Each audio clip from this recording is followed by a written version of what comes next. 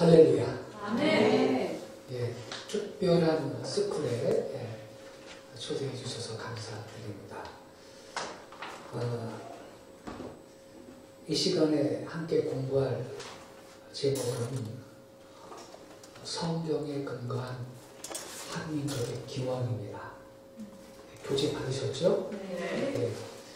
성경에 근거한 한민족의 기원이고요. 부제가 기록이 되어 있죠. 1페이지에 한국인 셈의 후손임을 입증하는 내증 및 외증들, 이게 부제입니다. 내증이라는 것은 기록된 계시인 성경의 증거를 말합니다. 외증이라는 것은 성경 바깥의 증거를 말합니다. 우리 민족이 셈의 후손이라는 사실은 내증과 외증이 함께 입증하는 객관적인 사실입니다. 의심의 여지를 부록하는 진실입니다. 이 시간에 성경에 근거한 한민족의 기원이라는 제목으로 말씀을 공부할 때 우리 민족의 정체성을 확고히 정립할 수 있는 시간이 되시길 바랍니다. 네. 1페이지 서론을 먼저 읽겠습니다. 한국교회 그리스도인들은 우리 민족이 셈의 후손이라는 믿음을 갖고 있다. 그러나 최근 한국인이 셈의 후손이 아니라고 부정하고 나선 인물이 있다.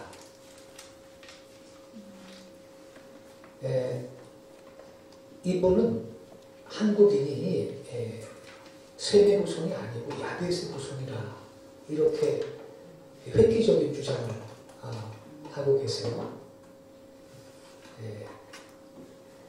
거기 파란 글씨를 보세요. 우리 민족이 셈족이라는 것은 어떠한 성경적, 인종학적, 결정적 증거가 전혀 없다.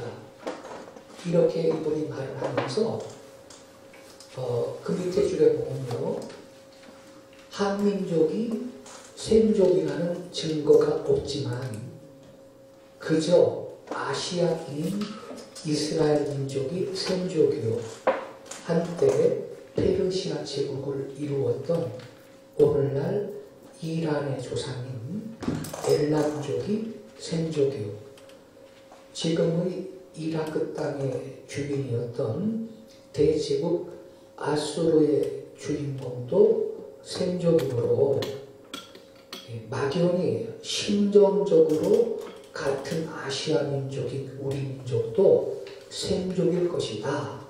이렇게 우리가 여주고 있다는 거예요. 소위 심정적 셈족설을 이분이 제시를 했어요. 그 밑에 보세요.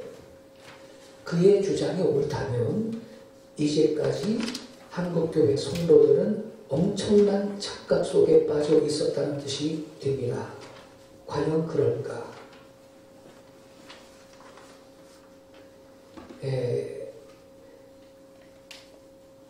우리 한민족이요, 셈의 후손이라는 거는요, 밑에서 세 번째 줄 보세요. 성경적, 인종학적, 결정적 증거가 분명히 존재해요. 그것은요, 내증이 뭐라고 그랬죠? 특별 계신 성경의 증거를 내증이라고 해요. 신학적인 용어인데요. 내증과 외증, 일반 계신 성경 밖의 증거를 외증이라고 해요. 이 양자 모두의 근거가 충분해서요, 의심의 여지를 불허하는 사실입니다. 그 다음 페이지 보겠습니다. 심정적 셈족설은 한국교회 성도들로 하여금 정체성 혼란을 야기하는 궤변이 아닐 수가 없어요. 그러므로 반드시 교정되어야 할 것입니다. 그래서 이 시간에요, 먼저 우리 한민족이 셈의 후손이라는 사실을 입증하는 역사적인 증거, 곧 외증을 살펴보고 그 다음에 하나님의 말씀인 성경으로 들어가서 내증, 곧 기록된 계시인 성경에 근거한 증거까지 심도 있게 확인하겠어요. 그래서 우리 한국인은 셈, 함, 야벳 중에 셈의 후손이라는 사실을 확실하게 정리하도록 하겠습니다. 자, 이제 PPT를 좀 봐주세요. 한국인이 셈의 후손임을 입증하는 성경적 근거와 인종학적 증거입니다. 인류 문명의 4대 발생지 가운데 하나인 메소포티아 문명 알고 계시죠? 메소포타미아 뜻은 양강산이라는 뜻입니다. 양강이란 티그리스와 유프라테스 강을 말하죠. 기원전 3500년경 메소포타미아 지역에요, 한 무리의 인간들이 몰려들기를 시작을 해요. 그리고 거기에 정착하기 시작합니다. 이 한 무리의 인간들을 수메르인이라고 합니다. 수메르인. 자, 양강 사이 보이죠? 수메르가 여기입니다. 수메르. 양강 사이의 평야지역입니다.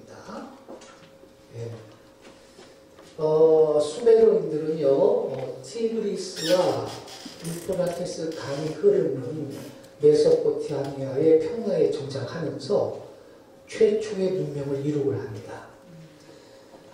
당시로서는 상당히 앞서 문명을 형성하면서 그런 2000년간 지배하다가 사라졌지만 그들이 어디서 왔고 어떤 민족인지에 대해서는 밝혀지지 않은 신비의 민족입니다. 이 책을 보신 분 계세요? 역사는 수메르에서 시작되었다라는 책인데, 수메르에 대한 가장 좀 유명하고 권위 있는 책이죠. 사무엘 크레이머 교수가 쓴 책인데, 이 사무엘 크레이머 교수는요, 최초의 창조 설화를 비롯한 교육제도, 사법제도 등 인류 최초의 39개 사건이 모두 수메르에서 시작되었다라고 말합니다. 그가 역사는 수메르에서 시작됐다고 역설하는 것은요, 학교, 정부, 재판, 법정, 의학, 철학, 문화, 도서관 등 우리가 알고 있는 문화의 시초를 이루었기 때문입니다. 특히 중요한 것, 그들의 문헌에서는요, 성경의 천지창조, 에덴 동산, 노아의 홍수, 바벨탑 이야기 등과 유사한 내용들이 발견이 되고 있어요. 에덴 동산에 남자와 여자가 있었고 동산의 열매를 따먹지 말라는 금기. 그런데요, 슈메르에서는 여자가 아닌 남자가 먼저 따먹는다는 이야기가 기록되고 있어요. 그러니까 구절로 전승되면서 내용이 좀 달라진 거죠. 그리고요, 홍수가 나서 사람들이 다 죽는데 지하슈드라는 의인이 있어서 배를 만들어 사람들을 구한다. 이러한 이야기도 있어요.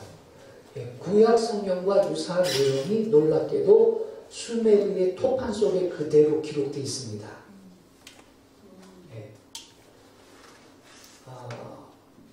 수메르인들이 남긴 문화유산은 그 후 인류 사회의 발전에 지대한 영향을 끼쳤는데요.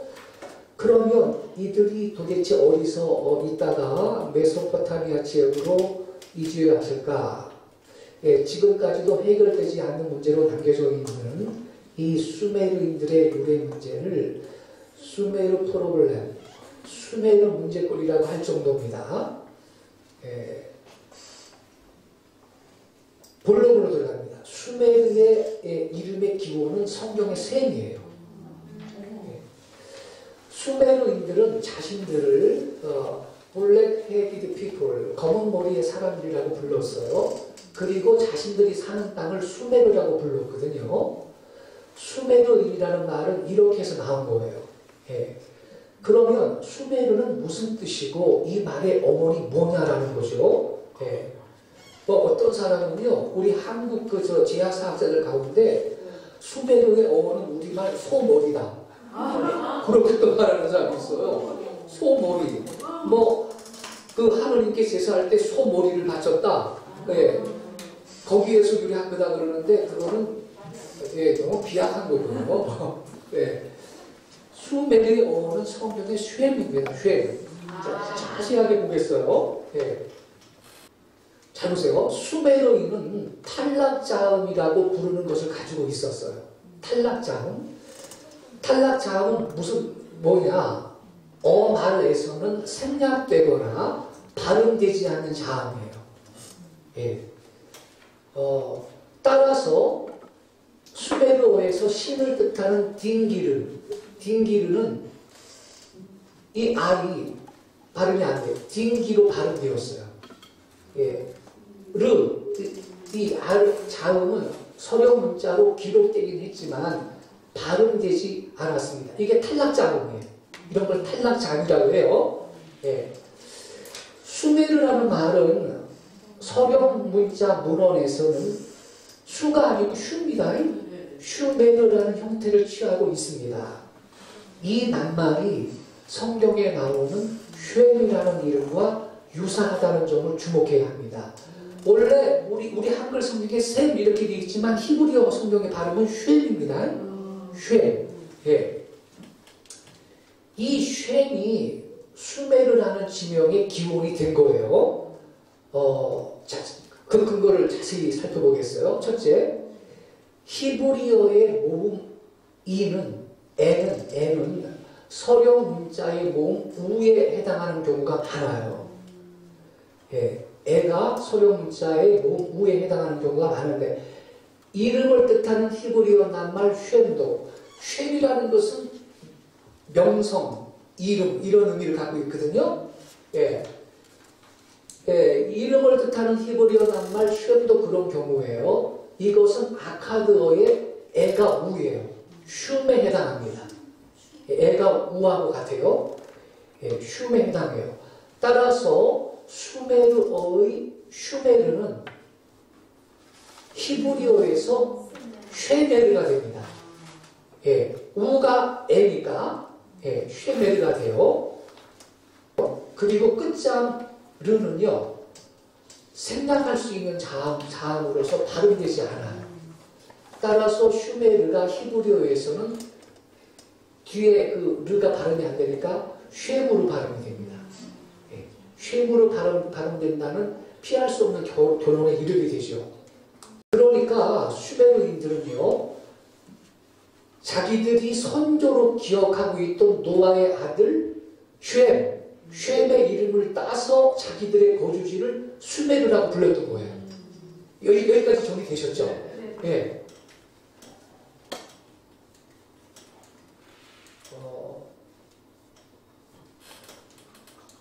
그러므로 그들은요, 야벳이나 함 계열의 종족이 아니고 셈족이었어요. 더군다나 그들은 자기들을 검은 머리의 사람들, 머리털도 검은 색깔이에요.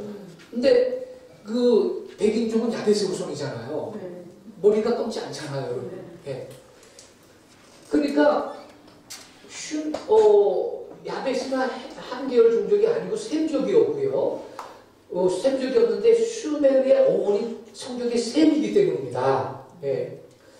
더 중요한 거, 수메르인과 한국인은 셈 계열의 동일 종족입니다. 그런데 중요한 사실은 수메르인과 한국인은 언어, 체형, 풍습 등이 확연히 같은 동일 종족이었다는 것이에요. 그렇다면 한국인이 셈의 후손이라는 결론도 필연적이죠, 여러분. 예. 수메르인은 셈의 후손이었기 때문입니다. 예. 수메르인들은요, 머리털이 검고 고등어, 후두가 평평하며 태음력을 사용했고요. 한국어와 어순이 비슷한 교차어를 썼어요. 대형 백과사전에는 수메르인의 교차어가 한국어와 같다 이렇게 지적하고 있어요. 교차어란 뭐냐? 우리말의 주어나 목적어 다음에 은는 이 가등이 붙는 언어를 의미합니다. 이거는 우랄 알타이 언어의 공통된 현상이죠. 그런데 진화어와 인도어는 중국말이요. 교차어가 아니에요. 예, 그래서 수메르어와는 그 특징에 있어서 같지가 않아요. 예. 다음으로 문법 구조에 있어서 수메르어는 주어, 목적어, 동사순이에요. 이는 영어 혹은 중국어와는 다르고 우리말과 같은 구조거든요. 수메르어는 우리말 은는 이 가처럼 토시를 사용하는 교차어이고요. 모음 조화 현상과 주어, 목적어, 서술어의 어순 등 동일한 문법 체계를 가진 말입니다. 또 기본 단어들까지도 유사합니다. 수메르어와 한국어는 뜻과 의미 일치하는 단어가 아주 많이 있는데요. 잘 보세요. 광명을 뜻하는 밭. 이것은 바르예요. 빛은 비르. 금은 구시. 구시 킨 그러는데 키는 금, 누런 금속이라는 뜻이고요. 우리나라 삼국시대까지만 해도 우리 전에는 금을 구찌라고 했죠. 이게 구시예요. 길은 길, 굴은 구루, 구름, 산보다 낮은 언덕은 쿠루, 노래는 나르, 님, 높은 곳에 대한 존칭어는 그대로 님이고요. 달은 달, 대갈, 머리는 다갈, 또 독이죠. 장독은 덕, 밭은 바드, 어르는 어르, 하늘은 안어르, 가장 높다는 뜻이고요. 칼은 칼이에요. 엄마는 엄마, 아빠는 아빠. 이렇게 갖고요. 특히 수천 년 동안 거의 변화가 없었던 인칭대명사나 지시대명사는 더욱 일치합니다. 나는 나, 너는 내, 그는 걔. 지시대명사 이는 이. 이거 할 때. 원래 저기 국어학자들이요. 은는 뭐뭐시, 뭐뭐가, 뭐뭐는 이러한 그 조사는 뜻과 소리가 안 바뀌면서 6,000년 이상 간답니다. 네. 그리고 더 중요한 거, 수메르인들은 우리처럼 머리카락을 묶어서 상투를 틀었습니다. 그리고 고구려, 가야, 신라 등에서 쓰인 회도를 사용했고요. 파미르 고원이 원산인지는 파를 즐겨 먹었어요. 예. 우리 지난번에 공부한 적이 있는데 파미르의 어원이 우리나라 말이에요. 파마루, 언덕마루, 산마루 그럴 때. 예? 파마루인데 그 파가요. 이게 우리가 먹는 그 파예요. 예. 이 파마루가 파모루, 파미르로 이 음절이 된 거죠. 예. 중국 사람들은 파미르를 파총자를 써서 파총자, 재경자를 써서 총령 그래요. 제가 조선족 우리 동파한테 총령을 중국식으로 해봐라 그랬는데 총리영 그러더라고요. 근데 우리는 파미르, 이게 파마루하고 발음이 유사하죠? 그대로 남아있죠? 이 파미르가 원래 파마루, 언덕마루, 산마루, 파가 자생하고 있는 산입니다. 그 파가 그대로 우리말에는 남아있는데 지금도 그 파미르 고원 일대에 가면 야생파가 널려 있어요. 예, 야생파가 널려 있습니다. 그러니까 우리 그 먼 조상들이 동방으로 이동할 때 파미르 고원을 넘어오면서 이야 이게 뭐냐 이게 다 파구나. 그래서 그 산 이름을 파미르를 파마루라고 지어줬는데 그게 지금 파미르로 남은 거죠. 자 그리고요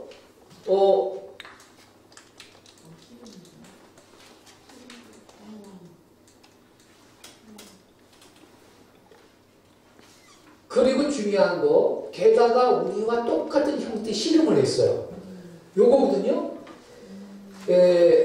씨름하는 사람 총동상 향로인데 두 남자가 머리에다가 단지를 이고요. 머리에다 단지를 이었죠. 단지를 이고 씨름하는 장면을 묘사한 약 4,600년 전 수메르 유물입니다. 상대의 삿발을 붙들고 있는 모습을 봐라. 삿바 붙들고 있는 거 보이죠? 예. 삿바 붙들고 있어요. 우리 교회 고유의 씨름과 똑같은 형태예요. 바그다드 동쪽 하파자의 닌투 신전에서 출토되었고요. 이라크 바그다드 박물관에 소장되어 있어요. 여러분, 전 세계에서 저렇게 상대방 삿바 붙들고 씨름하는 민족은 지금 우리 지구상에도 지금도 우리 한 분이 없습니다. 네. 몽골, 일본도 씨름은 하지만 이렇게 씨름하는 건 아니죠. 네. 일부 어떤 그 작은 종족들 가운데 삿발을 붙들고 씨름하는 종족이 약간 있긴 한데, 예를 들어서 오키나와 원주민이 삿발 붙들고 씨름하는 그 일부 사람이 있다는데 그거는 우리한테 배워간 거죠. 네. 자, 이상의 모든 증거들은 한국인과 스메르인이 동일 종족이라는 사실을 객관적으로 입증해 주는 거예요. 그쵸, 여러분? 물질까지 있는 거를. 그래서 우리 이제 그 교재로 가서요.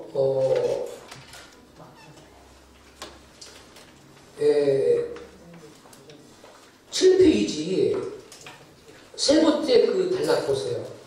여기 지금 PPT에는 없는데 7페이지 세 번째 단락 수사 나오죠. 또한 수사도 같다. 거기부터 제가 읽을게요. 또한 수사도 같다. 삼국사기에는요 고대 우리말의 수사가 남아 있어요. 그런데 수메르의 수사와 우리말의 수사가 일치해요. 한 가지 예를 들면 수메르어는 처음 이를 아스라고 하는데요. 이는 삼국육사 고한국어의 그것과 일치합니다. 애벌, 초벌을 아시긴맥이라고 하고요. 논이나 밭의 처음 가리를 아시가리라고 하고요. 처음 빨래를 아시빨래라고 하고요. 과일이나 나물에 처음 나오는 첫물을 아시물이라고 하고, 아침은 아사라고 하는 것이고요. 해 뜨는 아침을 의미하는 아시스가 여기서 유래해요. 아시스가 곧 아시아가 된 거죠. 그리고 고조선의 한글 이름 아사다는 아침의 땅, 즉 해가 처음으로 뜨는 땅을 의미하는 겁니다. 이 아사가 처음이라는 뜻이라 그랬죠. 아사는 아침, 처음을 뜻하고요. 달은 땅을 의미하는 바, 곧 양다리, 양지구, 응다리, 음지구, 빗달이, 비탈이 된 거예요. 빗달이 비슷한 땅이니 아사달은 해가 처음으로 뜨는 땅, 즉 아침의 나라를 뜻하는 말인 겁니다. 그래서 일본에서도 이게 남아있죠. 일본에서 유명한 그 조간신문이 아사히 신문이죠. 네, 아사히 신문 들어봤죠? 그게 아사예요, 아사. 그러므로 아사달은 이 박달, 즉 밝은 땅과 오이는 다르지만 의미는 같은 우리 교회의 토닥이 말입니다. 자, 그 다음 페이지로 넘어가요. 여기 사진 수록이 되어 있죠.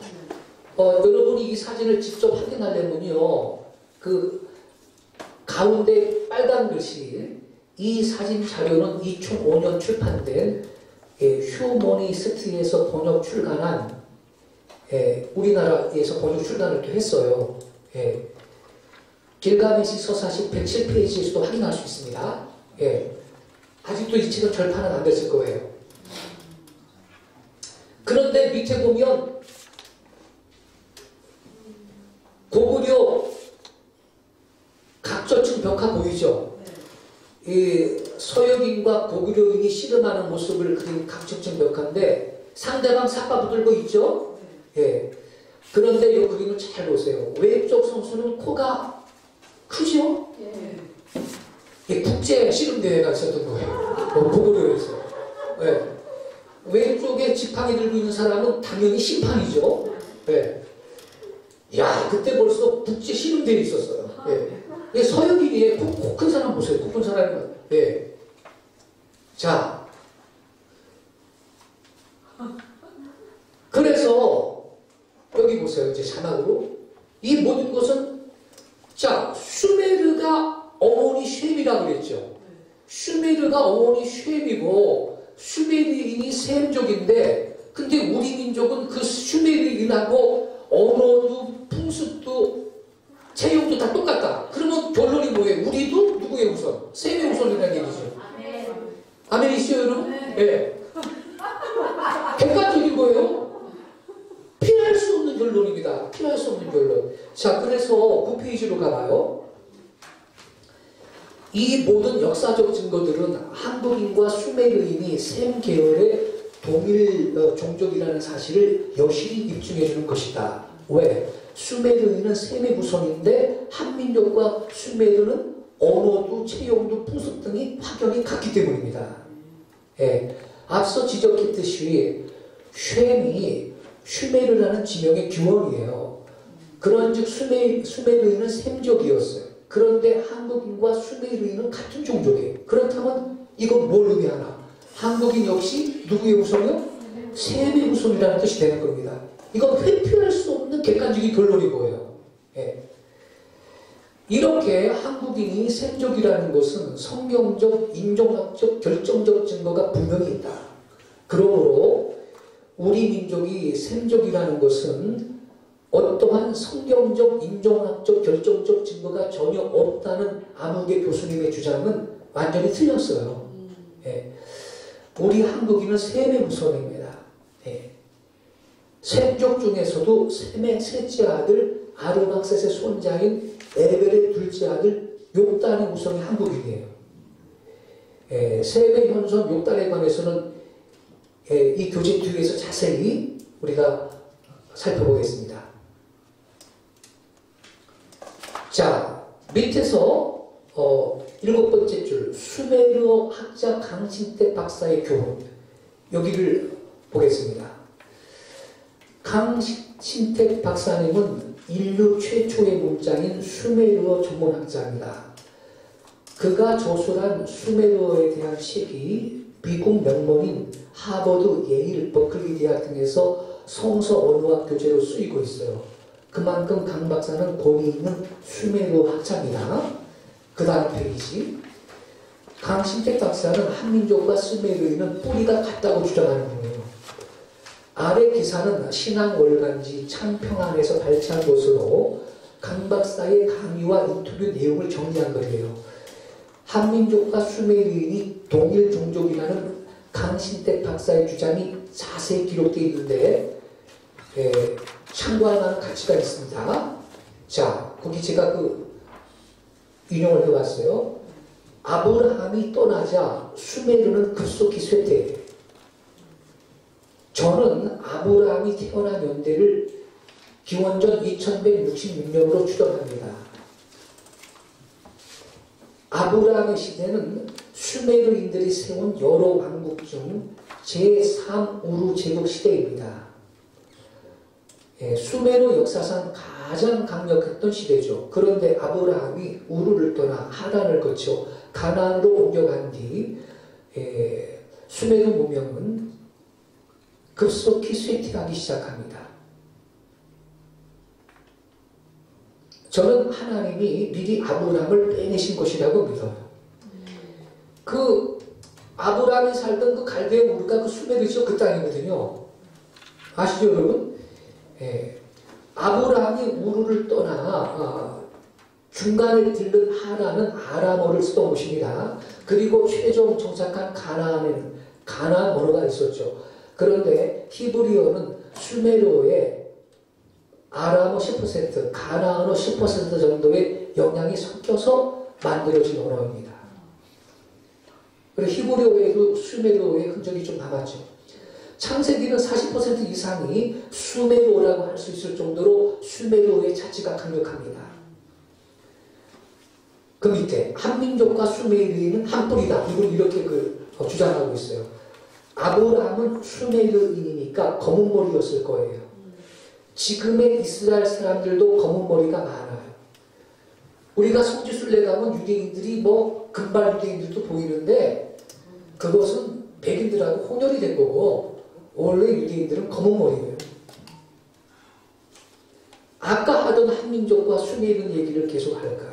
우리말과 수메르어에는 같은 단어가 많아요. 길, 밭, 들, 아빠, 엄마 같은 원초적인 단어들이 거의 똑같습니다. 조금 아까 확인했죠? 그뿐 아니에요. 나, 저, 그, 이 같은 인칭대명사도 같습니다. 두 언어 모두 교착을 하는 공통점도 있지요. 창세기에 나오는 팟담 아람은 아람의 밭이라는 뜻이에요. 근데 밭이 밭단이에요. 밭단아람 많이 들어봤죠? 우리말 밭이에요. 밭단아람 그럴 때 그 밭단이 밭이에요. 길가는 큰 길이라는 뜻이에요. 근데 길 같죠? 그 다음에 저는 자그로스 산에서 수메르인과 한민족이 갈라진 것은 물론이고 그 이후에도 지속적으로 한민족과 수메르인 사이에 이동과 교류가 있었다는 확신을 갖고 있습니다. 아브라함의 아버지 데라 시대까지도 교류가 있었다고 봐요. 산이 수메르어로 쿨이고 히브리어로 할인데 한라산 같은 이름이 우연히 만들어진 게 아니라고 생각합니다. 수메르 운명시대에 샤르곤이라는 왕이 있습니다. 저는 샤르곤의 변형이 단군이라고 봅니다. 제3 우르제국이 멸망하면서 그 유민들이 한반도까지 왔을 가능성이 커요. 창세기에 기록된 에벨의 아들 욕단이 한반도에 와서 고조선을 만들었다고 보는 사람들도 있죠. 누가 그렇게 봤죠? 저예요. 예. 제가 아리랑 민족에서 그 책 썼어요. 그 자세히 진술을 했죠. 이분이 제 책의 내용을 아는 분이에요. 예. 그것도 충분히 뭐가 있는 가설이라고 말했나 이분이? 가능성 있는 가설이라고 이분이 수긍을 하고 있어요. 어떤 사람들은 거리가 너무 멀고 큰 산맥이 막혀 있어서 그렇게 멀리 이동 못했을 거라고 하는데 그렇지 않아요. 이분이 그렇게 말해요. 한국어가 우랄 알타이 어족에 속하잖아요. 메소포타미아와 가나안에서 한반도까지 이동하는 길목에 있는 산맥들이 정확히 우랄 산맥과 알타이 산맥입니다. 그 길뿐 아니라 그 시대에는 이미 아프가니스탄과 파키스탄까지 이어지는 무역로도 있었어요. 지금도 전 세계에서 가장 생활력이 강한 민족은 한민족과 유태인들입니다. 가는 곳마다 부자 되고 교회나 회당이 생기죠. 두 민족이 같은 종족이라는 게 드러나는 것입니다. 이렇게 말해요, 이분이. 네. 타고르의 동방의 등불을 꼭 언급하지 않더라도 저는 언젠가는 한국인이 복음의 횃불을 들고 복음의 횃불을 들고 나아가야 한다는 것을 느끼면서 평생을 살았습니다. 할렐루야. 이러한 대학자가 석학께서 우리 한국인이 욕당의 후손일 것이라는 것을 충분히 가능성 있는 말이라고 그렇게 지금 설명하고 있는 것입니다. 우리가 동방으로 올 때 수많은 산 넘어왔어요. 파밀공원, 천산산맥, 알타이 산맥 이렇게 넘어왔어요. 그래서 우리 한국인은 남자를 사나이라고 하죠. 사나이의 어원이 뭐라고요? 산아이. 산아이가 여는 법칙 때문에 사나이가 됐어요. 니은이 다음 문절이 첫소리가 돼가지고 산아이가 사나이. 나이를 추락해가지고 내가 된 거예요.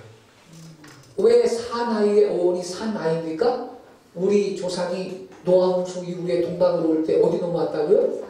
수많은 산 고개를 넘어왔거든요. 근데 여러분 산에는 호랑이도 있고 늑대도 있고 살쾡이도 있고 곰도 있고 이 사람을 해치는 야생동물이 많잖아요. 그래서 요놈들을 활을 쏘면서 잡아 죽이면서 와야 돼. 그래서 국제양궁대 나가면 우리 한국 사람이 금메달을 싹쓸이를 하는 거죠. 그게 여러분 하루아침에 된 일인 줄 아세요? 그렇게 활을 잘 쏘는 거예요. 자, 그 밑에 보세요. 밑에서 세 번째 줄. 앞서 사진 자료까지 제시했듯이 수메르인과 우리 민족은 동일한 형태의 실험을 했어요. 실로 그것은 한국인과 수메르인이 생계열의 동일 종족임을 입증해주는 물증으로서 하나의 고고학적 증거인 겁니다. 예. 그 다음 페이지. 가장 중요한 것은 수메르의 어원이 뭐였다고요? 쉔이에요. 노아의 아들 쉔.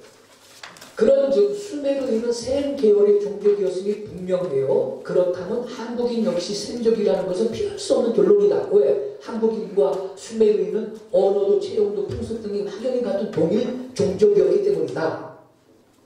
물질까지 있지 않습니까? 아까 그 같은 형태 실험하는 그 유물 보여드렸죠? 예. 바그다드 박물관에 그 유물이 있어요, 지금도.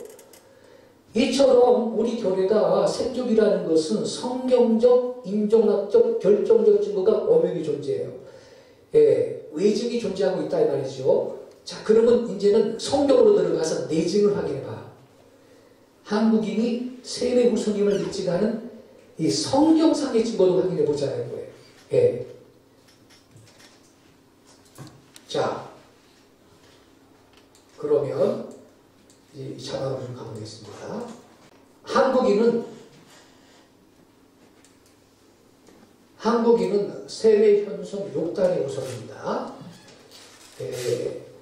우리 한민족은요, 셈족 중에서도요, 셈의 셋째 아들 아르박사스의 손자인 에벨의 둘째 아들 욕단의 후손이에요. 이것이 입증되면 성경상으로 볼 때도 한국인이 셈의 후손이라는 것이 확고해지는 거죠, 여러분. 자, 한국인이 욕단의 후손이라고 확신할 수 있는 결정적인 증거가 있느냐. 이 욕단이 셈의 현손이거든요. 현손이란 손자의 손자를 현손이라고 합니다. 물론 있다. 창세기 10장 30절은 욕단의 후손이 어느 곳에 존재하고 있는 누구인지를 가르쳐줘요. 창세기 10장 30절 같이 읽겠습니다. 시작. 그리고 그들의 거주지는 당신이 메사로부터 스발로 가면서 동쪽에 있는 산이었다. 킹제임스 버전에서 번역을 한 거예요. 당신이 메사로부터 어디로 가면서 스발로 가는 길. 스발로 가는 길에 우리 한글 성경은 스발로 가는 길에 이렇게 돼요. 스발로 가면서 동쪽에 있는 산이었다라는 거예요. 이 구조는 욕단 족속의 거주지를 동쪽에 있는 산이라고 말하고 있어요. 당신이 메사라부터 스발로 가면서 동쪽에 있는 산이었다. 자, 여기서 산이라는 말은요, 히브리어로 하르라고 하는데 단수로 사용된 말입니다. 단수. 이렇게 단수로 사용되었을 경우는요, 그 의미가 one mountain, 하나의 산을 뜻하기도 하고요. 산맥, 산지 등의 의미를 가져요. 산맥, 산지.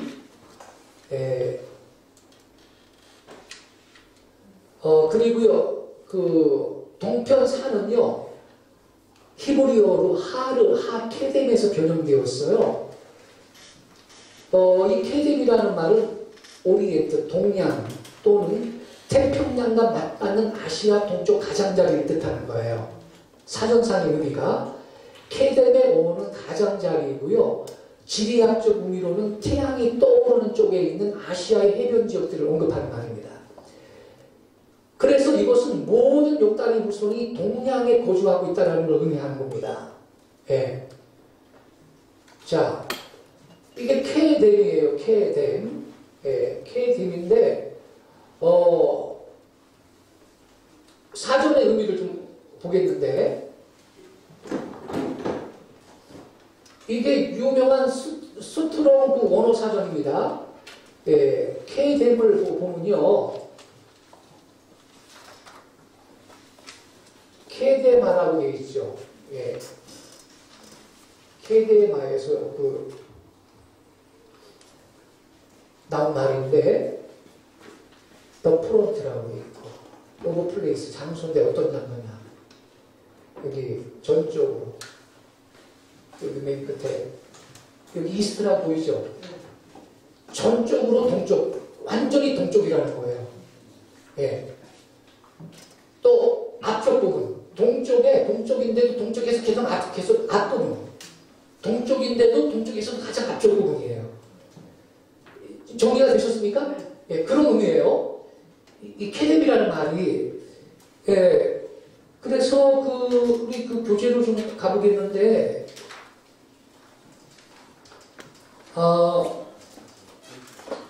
13페이지를 좀 보겠습니다. 14페이지.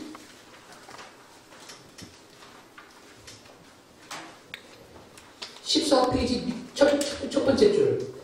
케뎀은 또한 고대의 시작, 시대의 가장자리 라는 어원도 갖고 있어요. 그러므로 어떤 곳에서는 고대 동양으로 번역해야만 합니다. 따라서 하르케뎀은 하르가 산이고요. 산맥, 산이라는 뜻이고요. 단수로 사용됐어요. 그리고 하는 정관사입니다. 히브리어에서 정관사입니다. 영어로는 더에 해당합니다. 하케뎀은 고대 동양의 산을 의미하는 거예요. 이 산은 고대 전승의 동양에 있던 어떤 특별한 산을 언급한 것일 수 있어요. 이것은 모든 욕단의 후손이 어디에 거주해요?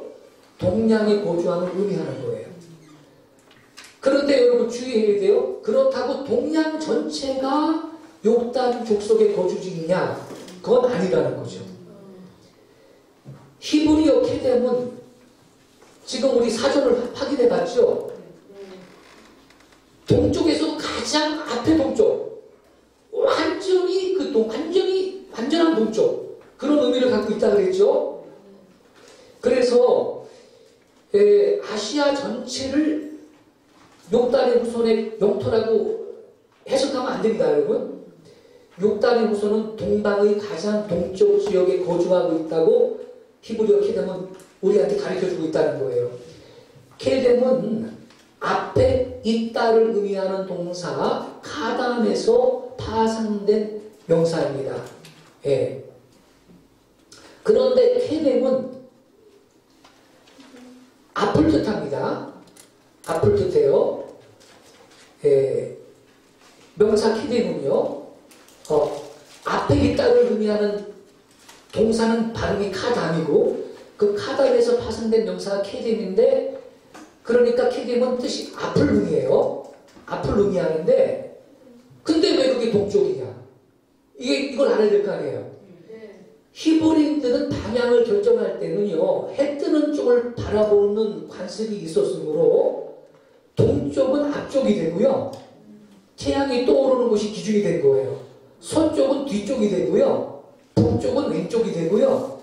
남쪽이 오른쪽이 된 겁니다. 예, 그러므로 때때로 케뎀은 일반적으로 넓은 의미에서 대략 동쪽 방향을 가리키는 데도 성경에서 사용이 되긴 했어요.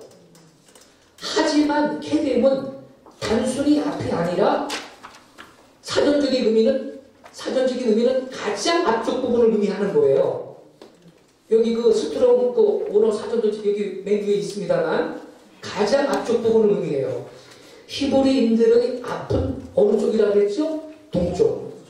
그러므로 케뎀은 가장 앞쪽, 즉 태평양과 맞닿는 아시아 동쪽 가장자리를 가리키는 겁니다.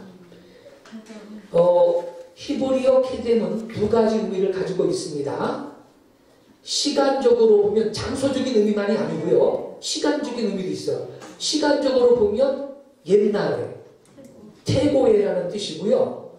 장소적인 의미로 보면 대략으로는 앞쪽 또는 동쪽을 의미해요. 그런데 케뎀이 시간적인 의미로 사용되면 가장 앞선 시간을 뜻하는 거예요. 선지자 미가는 메시아가 베들레헴에서 탄생할 것을 다음과 같이 예언했다. 다음 페이지 넘어가서 우리 미가서 5장 2절을 같이 읽겠습니다. 시작. 베들레헴 에프라타야 너는 유다 족속 중에 작을지라도 이스라엘을 다스릴 자가 내게서 내게로 나올 것이라. 그의 근본은 상고의 영원에 있느니라. 이분이 누구죠? 예수님을 예언한 거죠. 예수님이 베들레헴에서 탄생할 걸. 예. 이 말씀에서 메시아의 출신지 베들레헴보다 더 중요한 것은 그의 근본은 상고와 영원이다. 여기에서 상고로 번역된 히브리어가 케뎀이에요. 근데 케뎀은 아까 앞이라는 뜻이라고 그랬죠? 앞이라는 뜻인데 기본적인 의미는 뭐냐? 가장 앞선 시간을 의미하는 거예요. 그러니까 상고에라는 것이 케뎀이 사용된 겁니다. 상고라는 것은 가장 앞선 시간이잖아요, 여러분. 이게 케뎀이라는 말이에요. 네. 이사야 37장 26절에도요.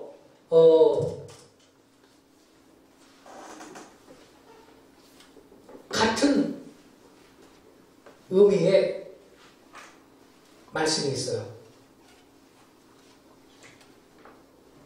이사야 37장 26절도 같이 읽겠습니다. 시작. 이 일들은 내가 태초부터 행한 바요 상고로부터 정한 바요 내게 강도와 손목들을 풀어 돌무더기가 되게 하였노라. 여기 그 상고로부터 정한 바로서 이런 말씀 있죠. 이 구절 가운데 내가 태초부터 행한 바요 상고로부터 정한 바라는 말씀에서 상고 역시 가장 앞선 시간을 뜻하는데 히브리어로 케뎀이 사용된 거예요. 네.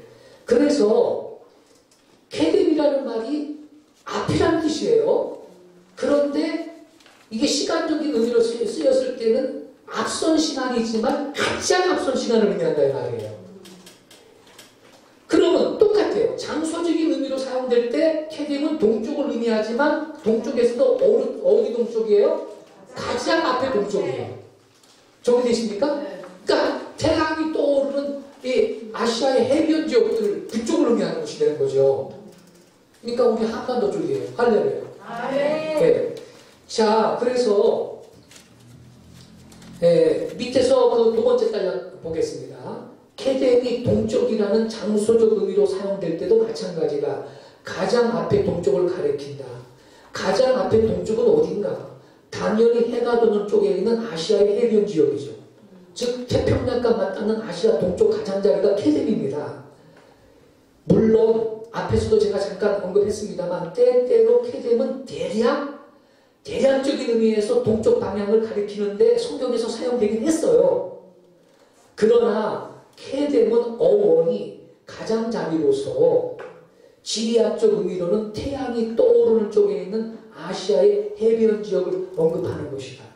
이처럼 케뎀은 공간적으로도 가장 앞에 동쪽을 뜻하는 말이다 이 말입니다. 그래서 16페이지에 보면 정리를 해놨네요. 빨간 글씨로 케뎀 시간적 의미로는 어떤 시간이요? 가장 앞선 시간 상고가 됩니다. 장소적 의미로는 어떤 장소예요? 가장 앞에 장소가 됩니다. 근데 유대인들한테 앞은 동쪽이라고 그랬죠? 그러니까 가장 앞에 동쪽이니까 북동이 되는 거예요. 그러니까 요단은요 극동으로 간 거예요. 예. 그 밑으로 가서 아래는 케뎀의 어원적 의미에 관해서 히브리어 사전의 최고봉인 할로트와 티도트에서 발췌한 겁니다. 신학생들은 이 사전 다 알고 있죠. 케뎀이 어떤 의미와 뉘앙스를 갖고 있는 용어인지 이해할 수 있을 겁니다. In front, east, the first place, in front of, front side, in the first place, first, foremost part, in former times. 시간적인 의미를 말해요. 시간적인 의미는 in former times. 그러니까 여러분 개념이 정리가 되시죠? 케뎀이 어떤 그 의미를 갖고 있는 말인지. 밑으로 내려갈게요. 더욱이 동쪽에 해당하는 히브리 원어는 하케뎀인데 이는 정관사 하에 케뎀이라는 명사가 부착된 형태다. 앞서 지적했듯이 케뎀은 동쪽 끝부분, 시작 부분, 가장자리를 지칭하는 명사예요. 사전적인 의미가 이 단어에 정관사 하를 부착시켜 사용한 것은 동쪽 끝의 어느 한 지역을 확고히 나타내기 위함이다. 그렇다면 어디가 하케뎀일까? 세계 지도를 펴놓고요. 동양에서 확인해 보죠. 어디가 동쪽의 시작 부분인지. 태평양과 맞닿는 아시아 동쪽 가장자리에 한반도가 있다. 바로 거기가 하키림이에요. 정확히 하키림이에요. 아시아 대륙의 동쪽 끝부분, 시작 부분인 코리아의 지정학적 위치는 정확히 하키림입니다. 그러므로 우리는 한국인이 셈족 욕단의 후손이라는 사실을 알 수 있어요. 성경에 근거한 한민족의 기원은 셈의 현손 욕단이 되는 겁니다. 그 다음 페이지로 넘어가서 한 가지 더 주목해야 할 사실이 있다. 앞서 언급했듯이 케뎀은요, 고대의 시작, 시대의 가장자리. 그래서 상고라는 말로도 번역됐다 그랬죠? 네. 예, 시대의 시작이라는 어원도 갖고 있기 때문에 어떤 경우에는 고대 동양으로 번역해야 한다. 그러므로 하르 하케뎀은 고대 동양의 산을 의미한다라는 겁니다. 그렇다면 이 산 하르는요, 고대의 아시아 동쪽 끝 부분에 있던 어떤 특별한 하나의 산, 원 마운틴을 언급할 수도 있고 고대 극점 지역의 어느 산지를 가리킬 수도 있어요. 이것이 창세기 10장 31절의 성경 원어 하르 하케뎀이 시사하는 겁니다. 그 동방의 산지는 그럼 어디냐? 이 또한 난해한 문제가 아니라는 거죠. 태평양과 맞닿는 아시아의 동쪽 가장자리에서 하르 하케뎀과 완전히 부합하는 산이나 산지를 여러분 찾아보세요. 지도 펴놓고요. 당신은 그 산이 백두산이라는 것을 발견하게 될 거다. 그렇습니다. 그 산은 한박산. 원래 백두산은 한자잖아요. 흰백자 머리두자. 옛날에 아득한 옛날에 한자가 통용되지 않았을 때는 순우리말로 한박산이라고 그랬어요. 한은 크다라는 거고 박은 박다죠. 한박산인데 이것이 나중에 한자로 바뀐 게 클테자 써서 태백산이 된 거예요. 태백산. 원래는 백두산이 태백산이죠. 그게 나중에 태백산이 백두산으로 바뀐 거죠. 왜 그러느냐? 백두산은 지정학적으로 동아시아에 자리 잡고 있을 뿐만 아니라 동방에서 아시아 동쪽에서 가장 높은 산이기 때문입니다. 아시아 동쪽에서 가장 높은 산이 백두산입니다. 그런 쪽 동방을 대표하는 산이 백두산입니다. 또한 백두대간을 중심으로 국토의 70%가 산지인 한반도가 역시 아시아 동쪽 가장자리에 위치해 있어요. 하르라는 것이 산지라는 의미가 있다 그래요. 산지. 우리 한반도는 북토 70%가 산지. 우리나라 국토는 70% 이상의 산지를 이루고 있다. 그러므로 백두산과 한반도는 정확히 하르 하케뎀이 의미하는 바로 그 동쪽 산이고 정확히 그 동방 산지가 되는 겁니다. 이것을 밑에서 다섯 번째 줄 보세요. 다섯 번째 줄. 이것은 아주 인수적 해석이 아니다. 왜 그렇죠? 성경 원어 하르 하케뎀이 뜻하는 바와 오타네요. 뜻하는 바와 부합하는 타당한 해석입니다. 그죠? 네. 그런즉 욕단의 가계는 빛이 시작되는 땅인 유라시아 대륙 동쪽 땅끝까지 멀리 총동해서 백두산과 그 주변 땅, 즉 하르 하케뎀을 본거지로 삼아 우리 한국 민족의 조상이 된 거예요. 그래서 한국인의 성경상의 기호는 셈의 현손 욕단이 되는 겁니다. 그 다음 페이지 보면 지도가 나오죠. 동방산지인 백두산과 한반도 그림을 보세요. 이게 평면 그 사진하고 이게 입체 사진이라 정말 산지가 여러 보이죠. 보통 위성 사진이나 지형도에서는 현실적으로 느껴지는 지형에 대한 감각이 묻어지기 쉽다. 수평거리에 비해 수직 높이 표현이 미약하기 때문에 그렇죠? 그래서 나사의 그 자료를 바탕으로 안톤 벨라지라는 그래픽 아티스트가 위와 같은 지도를 만들어냈어요. 기존 지도보다 훨씬 더 실감나게 다가오죠. 백두산, 하루를 위시하여 국도 대부분이 산지, 하루인 북동, 하케덴의 한반도는 평지가 보이지 않을 정도죠. 이 우리나라 지도 보세요. 뒤에 좀 벌판 보이는 데가 만주 땅입니다. 만주만 벌판이 보이는 거예요. 자, 그러면 일본은 왜 하루 하케덴이 아닐까요? 왜냐하면 지금 원어의 의미를 찾아봤죠. 동쪽의 가장자리거든요. 근데 일본은 가장자리가 아니고 아예 별도의 땅이니까. 그래서 가령이 테이블이 여기 있어요. 지금 탁자가 있는데 탁자의 가장자리는 여기죠. 근데 일본은 아예 별도의 땅인데 말하자면 그러니까 일본에 해당이 안 되는 거예요. 정리가 되시죠? 어떤 물건이 있을 때 물건이 가장자리를 말하는 거거든. 맨 끝자리. 물건이 시작되는 총자리. 근데 바다 건너에 있기 때문에 별도의 땅이지. 그래서 이건 일본은 하루에 하케딘이 안 된다 이 말이에요. 네. 자, 그 다음 페이지로 넘어가서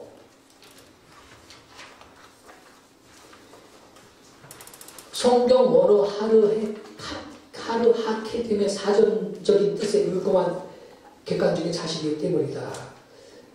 이렇게 우리 결례가 노아의 작은 아들 셈의 후손이라는 것은 기록된 계신 성경의 증거, 내증을 통해서도 여실히 확인이 되고 있어요. 그러나 서구 성경 연구가들은요, 욕단의 아들 이름이 역사적으로 아랍 부족의 이름과 같은 스바 오빌 하윌라이고, 더욱이 아라비아 남단에는 스바 오빌 하윌라라는 지명도 나타나기 때문에 욕단이 아라비아로 갔다고 추측을 해요. 그리하여 욕단 족속은 아라비아 남단에 정착해서 아랍 민족의 조상이 되었다고 설명하고 있어요. 여러분 주석책 읽어보면 이런 식으로 설명하고 있는데 그거 믿으면 안 돼요. 이게 뭐 잘못 설명한 거예요. 자, 거기 창세기 10장 26절 보면요. 욕단은 알모다카 셀렉과 하살마엘과 예라와 하도람과 우살과 디글라와 오발과 아비마엘과 스바와 오빌과 하윌라와 요밥을 낳았으니 이들은 다 욕단의 아들이며 이렇게 있죠. 욕단의 아들들 가운데 스바, 오빌, 하윌라라는 이름이 있죠, 여러분. 예. 그런데 아라비아 남단에 스바, 오빌, 하윌라라는 지명이 있다는 거야. 옛날부터. 그래서 욕단은 아라비아 남단에 가서 아랍 민족의 조상이 되었다라고 서양학자들이 그래서 그렇게 설명하는 거거든요. 근데 이게 잘못 해석한 거예요. 보세요, 이제 그 계속. 그러나 스바, 오빌, 하윌라라는 아랍 부족의 이름은 욕단이 아니라 함의 가게인 구스 민족의 후손에 속한 거다. 함의 자손 구스의 맏아들이 스바가 있었고 손자 중에도 스바가 있었어요. 또 하윌라도 구스의 둘째 아들 이름인데 창세기 10장 7절에 보면요. 구스의 아들은 스바 나오죠. 하윌라 나오죠. 삽다와 라마와 삽드가요 라마의 아들 스바 또 나오네. 스바. 그래서 함의 가게인 구스의 후손이 아라비아 남단 그 땅에 살고 있었기 때문에 그들의 이름을 따라서 지명을 삼은 거예요. 뭐 스바, 오빌, 하윌라 이것이 욕단의 자신 이름이 아니라니까 여러분.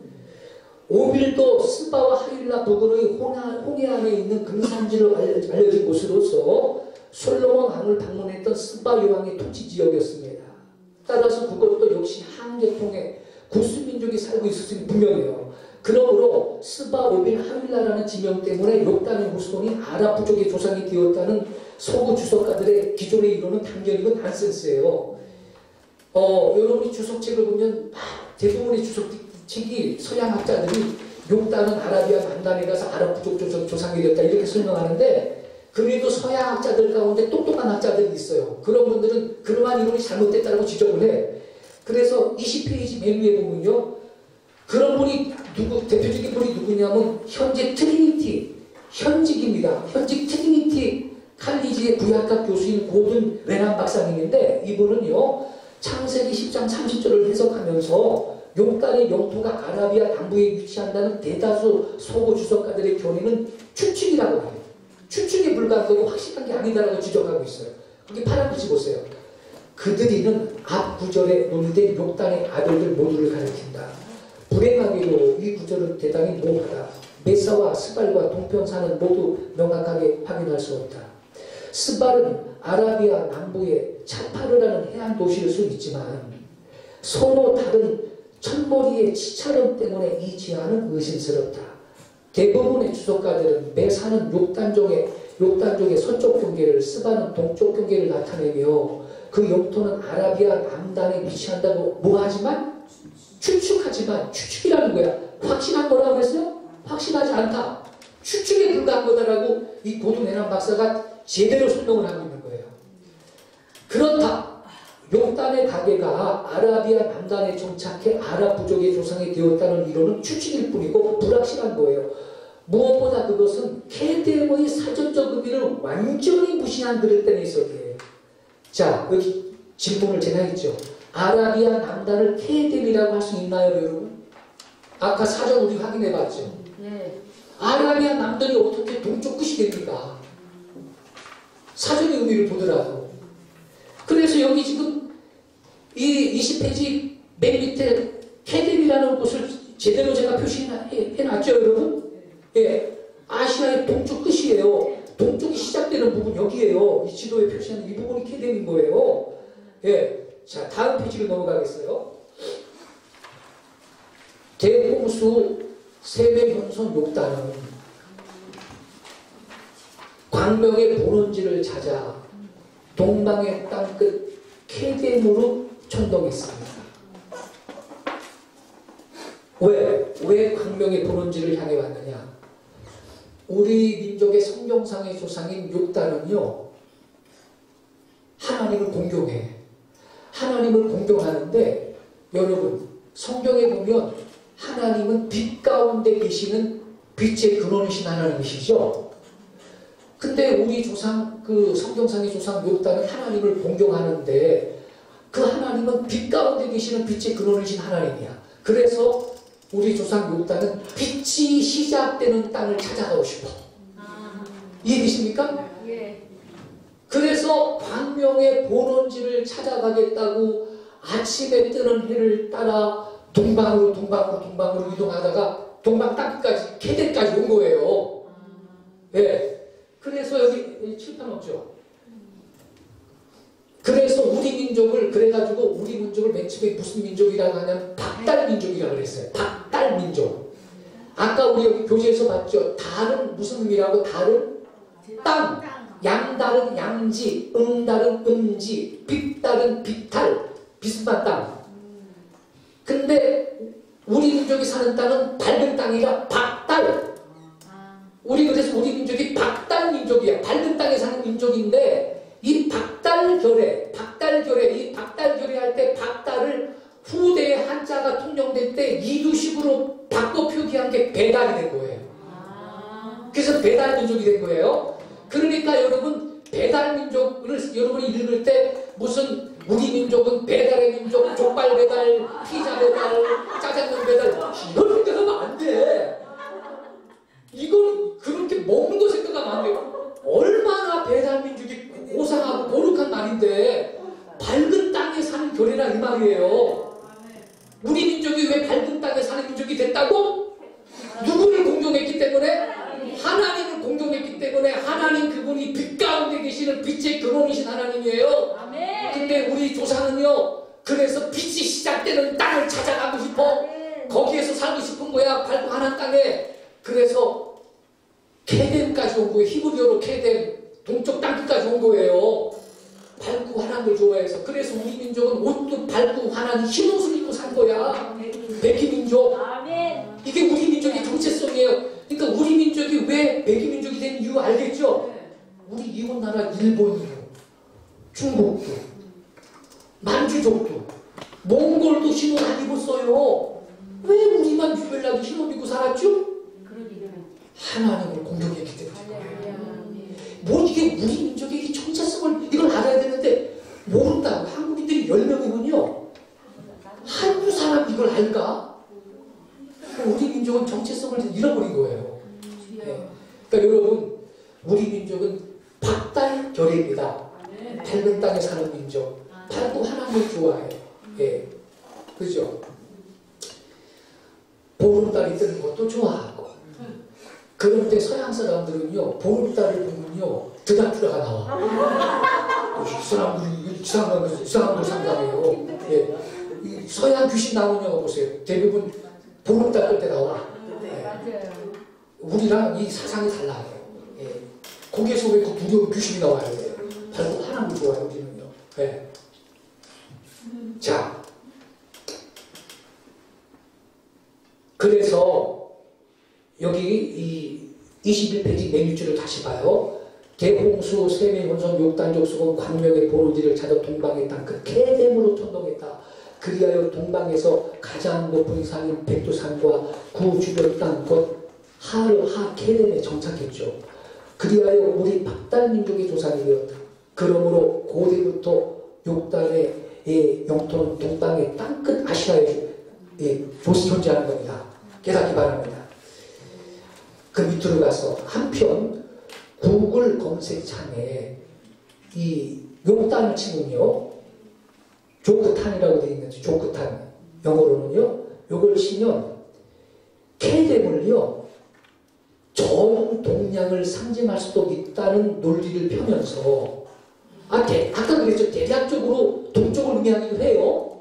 그런데 세밀한 의미는 무시하고 전 동양을 상징할 수 있다라는 논리를 펴면서 중국인이 욕단의 후손이라고 설명하는 문서들이 눈에 띄어요. 여러분 구글 검색창에 들어가 봐요. 영어 구글에 들어가면 거기서 욕단 치면요, 욕단의 후손이 차이니스라고 주장하는 글들이 뜰 거예요. 영어로, 원서로. 예. 욕단의 후손이 차이니스라고 주장하려면 케뎀의 의미를 그렇게 확대할 수밖에 없을 거다. 하지만 그런 해석은 오류다. 왜냐?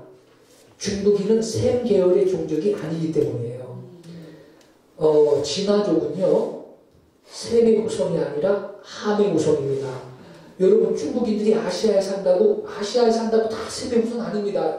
예를 들어서 인도 사람 있죠. 인도 사람도 아시아에 사는데 인도 사람들 그 골상하고 언어를 보세요.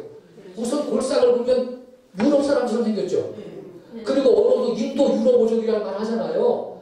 그 인도 사람들은 야벳 계열입니다. 성경상으로는 야벳의 후손들이에요. 아시아에 산다고 다 셈의 후손이 아니에요. 그 중국인은 아시아에 산다고 그럼 중국인도 셈의 후손이냐? 중국인들은 함의 후손이에요. 자, 그 근거를 보겠어요. 중국 사람을 부를 때 신호족이라고 한다. 영어 사전에서 신호를 찾아보라. 중국을 뜻한다고 설명하고 있어요. 여기 네이버 사전 제가 복사해서 붙여놨죠. 여기 신호를 보세요. 누구를 뜻한 데 있어요? 중국을 뜻한 이렇게 돼 있죠. 그래서 여러분 지금도 중국 사람들이 자기들을 신호라고 해요. 그래서 중국에서 유명한 포털 사이트 이름이 시나스닷컴이에요. 들어보셨죠? 근데 이 신호는 밑에서 세 번째 줄 함의 후손 신족속에 해당됩니다. 신호의 어원이 신이에요. 강해 설교로 유명한 미국 갈보리 교회 촉스미스 목사님도 그의 창세기 강해서의 천지창조에서 이렇게 설명하고 있는데요. 자, 22페이지로 넘어가 보겠어요. 창세기 10장 15절부터 18절. 빨간 거 찍어요. 가나안이 함의 넷째 아들이거든. 함의 넷째 아들이 가나안이에요. 가나안은 장자 시돈과 헷을 낳고 또 여보스 족속과 아모리 족속과 길가스 족속과 히 족속과 알가 족속과 누구 족속? 빨간 거 역시 신 족속 나오죠. 요 신, 가나안의 아들 신이 바로 신호족이라고 하는 중국인의 조상이에요. 성경상의 조상이라고. 신은 가나안의 아들이요, 가나안은 함의 넷째 아들이다. 창세기 10장 6절 봐요. 함의 아들은 구스와 미스라임과 북과 가나안이요. 이렇게 되어 있죠. 그래서 차이니스, 중국의 기원은 함에 가게. 그 중에서도 가나안의 아들 셈이 중국 민족의 고대 선조입니다. 중국인들은 셈의 자손이 아니라 함의 후손이에요. 여러분. 중국인이 함의 후손이라는 것은 그들이 숭배하는 용의 고향이 바벨론이었다는 사실이 뒷받침해줘요. 왜냐하면 용은 바벨론의 성수였는데 함의 손자 니모롯이 세운 도시가 바벨론이었기 때문이에요. 여기서 그림 보세요. 바벨론의 용입니다. 혓바닥이 두 개가 날름날름 하는데 이 사진이 잘 안 보이네요. 예. 원래 여러분 뱀은요 다리가 있었어요, 없었어요? 원래는 에덴 동산의 뱀은 다리가 있었어요. 예. 근데 하와를 유혹하게 해가지고 이 조주를 받아서 하나님이 너는 이제 종신토록 배로 다녀야 된다 그랬잖아요. 그러니까 그전에는 배로 다녔어요? 배로 안 다녔어요? 배로 안 다니고 네 발로 다닌 거예요. 네. 그리고 그 당시에 에덴 동산의 뱀은요 이 히브리어로 아둠이라는 단어인데 뱀이 멋진, 지혜로운 이런 뜻을 갖고 있어요. 그러니까 에덴 동산에서 하와를 유혹했던 뱀은요 다리도 그때 있었고 멋진 모습을 갖고 있었어요. 그러니까 여성인 하와가 홀딱반해서 유혹을 넘어갔지. 예, 아주 애완동물로 키우고 싶을 정도로 멋진 모습을 갖고 있는 그게 뱀이었다고. 예. 징그러우면 여러분도 가까이 용감이나 했겠어요? 도망가지. 예. 근데 요 뱀 보세요. 바벨론의 요게 혓바닥이 여기 지금 이렇게 사진에 잘 흐릿하게 보이는데 혓바닥 두 개가 날름날름 하고 있다고. 예. 예. 그러면 23페이지로 가요. 성경은 용을요 옛뱀이고 마귀고 사탄이라고 말하죠. 옛뱀은 몸통에 다리가 있었어요? 없었어요? 있었어요. 그러므로 셈족은 용을 숭배하지 않는다. 그 옛뱀이고 사탄 마귀니까. 셈족인 우리 조상들은 용이 아니라 봉입니다. 봉황. 그렇죠? 봉을 상스러운 새로 받들었어요. 우리가 봉황 그럴 때 봉은 수컷이고 황은 암컷인데 그냥 봉을 용하고 대비되는 말은 봉인 겁니다. 예. 그래서 지금도 청와대 대통령 문장에 뭐가 있나요? 봉황이 있는 거예요. 가운데 샤론의 장미 무궁화가 따르고. 예. 근데 이 봉은 날개가 있죠. 날개가 있는데 성경에 보면 천사들이 날개가 있어요, 없어요? 있죠. 우리 민족은 날개가 있는 이 새를 굉장히 좋아했어요. 그래서 신라 화랑도들도 그렇고 머리에다가 조우관이라고 새 깃털을 꽂고 있죠. 인디언들도 우리랑 종족이 같은데 새 깃털로 머리 만들어 모자 만들어 쓰죠. 왜 이렇게 새를 좋아하느냐? 새는 날개가 있어서 높은 하늘을 왕래해. 하늘을 가까이 할 수 있어. 근데 우리 민족은 하늘이 계신 하나님을 공경해. 그래서 봉을 우리 조상들이 상스러운 동물로 받아들인 거예요. 네. 그러니까 말하자면 중국인들이 숭배하는 용은 마귀고 사탄이에요. 성경적으로. 그 우리 교례가 상스러운 새로 받들었던 봉은 천사를 상징했었던 거죠. 예. 왜냐하면 고대로부터 내려오는 말에 봉은요 한 번 날갯짓으로 5마리를 간대. 천사는 그 정도 수준이지. 그래서 여러분 예, 우리 한민족은요 이 일반 그 은총의 영역, 일반 계시적인 영역에서도 하나님께서 주시는 말씀이 있어요. 예. 그래 이제 그 밑에 달라 보세요. 이제 그래서 셈의 후손은 옛뱀의 용을 숭배하지 않는데 이 용을 바벨론에 살고 있던 중국인의 조상들이 고대의 동양으로 갖고 들어온 거예요. 당시 그들은 골륜산을 넘어서 우리 조상들은 파베르고 천사산의 알타산을 넘어 동쪽으로 왔는데 이 중국인의 조상은 골륜산을 넘어서 동쪽으로 이동하여 중원으로 들어왔거든요. 골륜산은 일명 화토라고도 해요. 화토를 지나왔다는 뜻에서 그 종족을 화족이라고 하게 된 겁니다. 중화민족 그렇게 말하죠. 네, 그래서 그때 이들이 용을 숭배하는 사상을 동양으로 갖고 왔는데 우리 조상들은 이미 하르하케덴 용 땅입니다. 성경상에 먼저 하나님을 공경하는 우리 조상들이 아시아 동쪽의 백두산을 근거지로 해가지고 쫙 뻗어서 이 아시아 지역을 이미 지배하고 있었다고. 그런데 후에 중국인의 조상들이 용을 숭배하는 사상을 갖고 골륜산을 넘어 동쪽으로 중원 대륙으로 들어오니까 전쟁이 나요. 봉을 상서로운 새로 받드는 우리 동방쪽, 동이족하고 용을 숭배하는 중국인들의 조상들 화족하고 패권을 장악하기 위해서 중원대륙에서 전쟁이 나는 거예요. 그때 중국인의 조상들은 전쟁할 때는 깃발 들고 전쟁하잖아요. 깃발 들고 나가잖아요.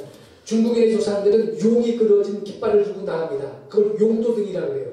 우리 조상들은 봉황이 그려진 깃발을 들고 나갑니다. 전쟁할 때. 예. 그래서 싸우고 전쟁을 하는 거예요. 이 중원대륙의 패권을 장악하려고. 그때 우리 조상들이 했던 유명한 말 알려드렸죠. 제가 지방하기에. 용용 죽겠지. 여러분 이게 사연이 깊은 말입니다. 네. 용용 죽겠지. 그러면서 전쟁을 하는 거예요. 우리 민족은 수천 년 동안 용용 죽겠지라고 선포한 민족이야. 할렐루야. 그러니까 말세에 우리는 복음의 능력으로 원수 마귀의 날에 치명타를 가하고 예루살렘 땅끝까지 복음을 가져가서 주 예수님의 재림을 예비한 민족인 겁니다. 할렐루야. 네. 그래서 저는 생각해요.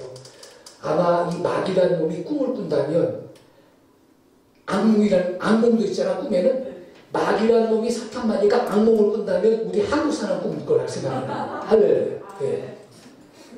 아우 지금도 미국 땅으로 전 세계 선교사를 많이 파송하고 있잖아요. 할렐루야. 예.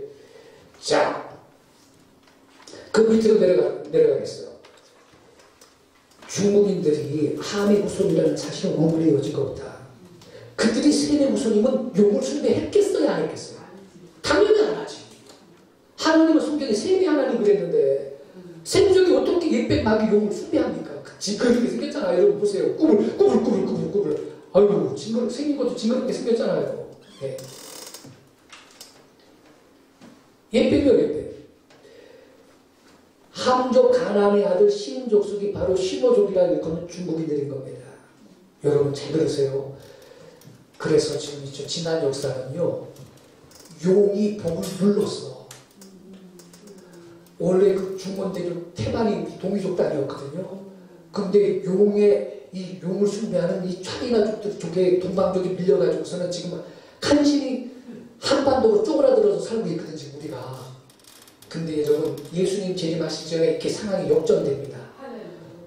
봉황이 날개를 펴고 높은 하늘로 비상하고 하늘로 승천하는 용은 땅으로 추락할 겁니다. 원래 용이라는 짐승은 승천하다가 떨어지는 게 용이에요. 두고 보세요. 지금 있죠. 트럼프를 중심으로 유럽 국가들이 경 단위의 배상금을 물어내라고 하고 있어요. 지금 중국한테. 예. 이 코로나19 이거 때문에 극심한 피해를 당하고 있잖아요. 지금 사람도 죽는 건 물론이고 경제적으로도 트럼프 저분이요 그냥 손실 처리를 끝날 인간이 아닙니다. 저 사람은 배상을 반드시 요구할 겁니다. 중국한테. 경단위 억담이 조지요. 조담이 경이죠. 왜 경이냐? 액수가 너무 많아서 그거 세다 보면 경지가 난대. 그래 경담이라고 그러더라고요. 경담에는 해라고 그랬다. 해. 예, 해라고 그래요. 그거는 경보다 너무나 그 액수가 큰 돈이라 그거 세려고 그러면 몸에 해를 받는데. 그래 해라고 해요. 이야, 3경원을 넘는 이 배상금을 물어내라고 지금 한참이야. 지금 요 코로나19가 지금 안정세가 되면요. 지금 이것 때문에 정신없고 그 중국이 그러면요. 그 돈이 어딨어? 안 준다고 그러지. 안 줘? 그러면 미국 내 자산 다 동결하게 되는 거야. 네. 중국 선박이 수출하러 돌아다니면 그거 완전 포획하겠다는 거예요. 여러분 두고 보세요. 이제 세계 공장도로 타던 시대는 중국은 이번 일로 끝납니다. 그것 때문에 중국이 그동안에 경제적으로 성장을 했거든요. 더 이상 세계 공장도로서는 못할 겁니다. 두고 보세요. 이제 승천하던 용은 하늘에서 떨어지고요. 조용히 숨어있던 동항이 아름다운 자태를 드러내고 날개를 펴고 높은 하늘로 비상할 겁니다. 용과 봉이 역전되는 상황이 올 거예요. 통일 코리아는 부국 강릉의 제사장 나라가 될 겁니다. 네. 자, 그래서 그 밑으로 가서 맨 밑에다가 지도 위에 보세요. 욕단의 거주지는 주문 대륙이 아니라 극동아시아에 존재한다. 욕단의 영토가 차이나라는 이론은 허구일 뿐이다. 앞서 자세히 살펴본 것처럼 케뎀은 동쪽 끝부분이에요. 사전의 의미가. 동쪽 시작 부분을 지칭하는 명사로서 태평양과 맞닿는 아시아 동쪽 가장자리를 뜻합니다. 중원 대륙은 전혀 해당되지 않아요. 아라비아 남단은 더더욱 아니고요. 그죠? 예, 더욱이 고대에는 예, 진화, 중국 동부 해변 지역도 동이족의 땅이었거든. 요 지도 보세요. 아시아 대륙의 동쪽 가장자리 케뎀은 우리 결의가 몽땅 차지하고 살았던 겁니다. 옛날에는. 그 다음 페이지로 넘어가서 케뎀의 어원은 앞서 우리가 지도에서 그 사전에서 확인했듯이 가장자리이고 지리학적으로는 태양이 떠오르는 쪽에 있는 아시아의 해변 지역들을 가리킨다. 즉 욕단의 가게는 아시아의 동쪽 땅끝으로 이주해 우리 한민족의 선조가 된 겁니다. 예수원 설립자인 대천덕 신부님은 한국인은 에벨의 둘째 아들 욕단의 후손이며 당군은 욕단일 수 있다고 자주 가르치셨다. 뿐만 아니라 이스라엘인들은 에벨의 첫째 아들 벨렉의 후손이기 때문에 한국인들은 이스라엘인들의 사촌이라고 교훈하셨는데 아래는 그 정문이에요. 셈의 자손 중에 에벨이 있었는데 그에게는 두 아들이 있었습니다. 창세기 10장 25절은 그 아들을 벨렉과 욕단으로 소개하여 벨렉이 태어날 때 땅이 가나졌다고 기록하고 있습니다. 그것은 아마도 바벨탑 사건 때 분열을 말하는 것 같습니다. 욕단과 그 후손은 스말로 가는 길을 동편산으로 이주했다고 성경은 말하고 있습니다. 어쩌면 동편산은 한국의 산들이고 저는요, 대천도 신부님 이걸 어떻게 알았을까? 대천도 신부님은 사전 가지고서 설명하진 않았어요. 근데 이분이 영감이 깊은 분이야. 근데 저는 그걸 얼마 전에 알았어요. 대천도 신부님이 알레이 토레이 신부님 아니에요. 알레이 토레이 3세거든. 그런데 알레이 토레이 1세가 누구냐면요, 19세기에 유명한 미국의 부흥강사 무디 목사님 알죠, 여러분? 그 무디 목사님하고 동역했던 목사님이 알레이 토레이 목사라고 있었어요. 무디 성경학교 일대 교장됐던 분이에요. 그분의 손자가 이 알레이 토레이 신부님입니다. 예수님 설립하신 분.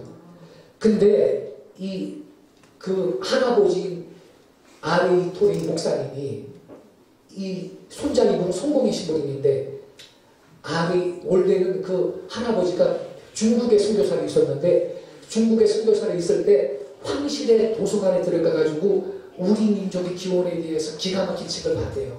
한국인이 욕단의 후손이라는 거예요. 그래서 이 아리 토레이한테 이 손자한테 손자야, 나는 나이가 들어 한국에 못 간다. 너는 한국에 가서 한국교회를 섬겨야 된다. 이렇게 얘기했다는 거예요. 그러니까 이분이 한국에 온 거고 이런 말을 할 수 있는 거예요. 이분이 평소에 한국인이 욕단의 후손이다 그런 말을 해버리거든. 네. 심지어 이분이 동편산으로 욕단과 후손은 동편산으로 이주했다고 성경은 말하고 있다. 어쩌면 동편산은 어디의 산들? 한국의 산들이고 태백산이 제단을 세우던 당군은 욕단일 수 있습니다. 이런 말까지 한 거예요. 그래서 특히 당군의 기원은 욕단에 이주한 시기와 같습니다. 히브리 말로 욕단은 작다라는 뜻입니다. 그의 이름은 벨렉의 어린 동생이었기 때문일 듯합니다.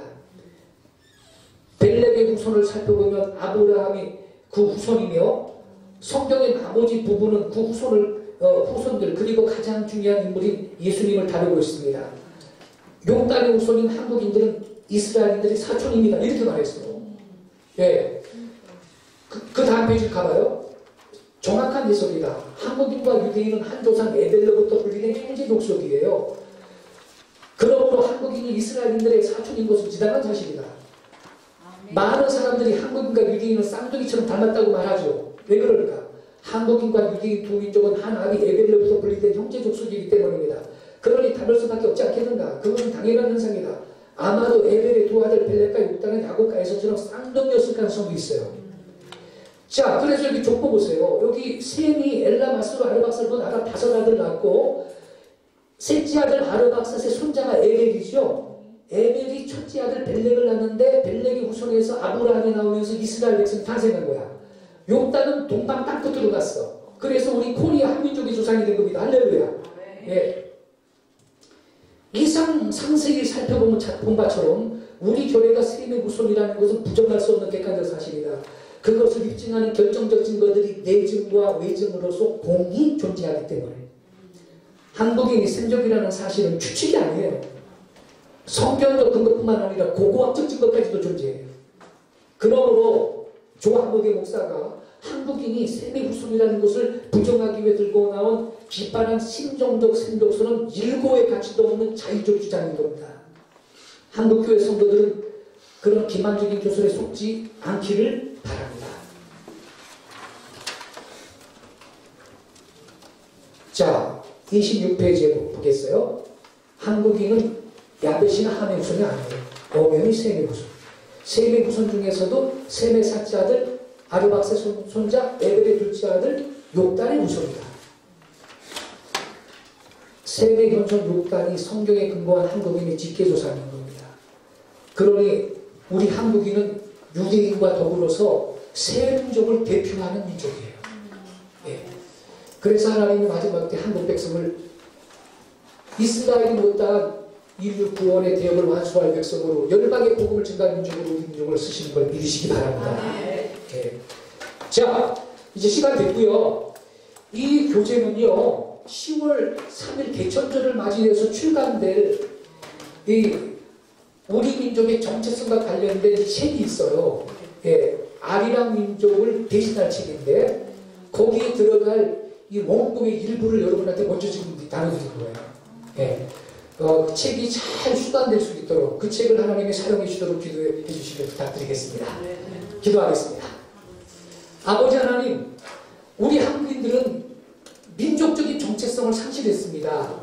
우리 민족이 성경상의 기호를 볼 때 얼마나 특별하고 소중한 백성인지를 이제 자각하고 이 민족을 향하신 부르심에 풍성하게 반응하는 한국교회가 되게 주시옵시고 그리하여 영적 침체 가운데는 우리 한국교회에 다시 한번 민족의 궁질이 변하는 큰 영적 부흥의 역사가 일어나게 해주시고 그 위대한 역사에 미스바 킹덤 미션 스쿨에서 훈련받는 우리들을 사용하여 주시옵소서. 귀하신 예수님의 이름으로 기도하옵나이다. 아멘.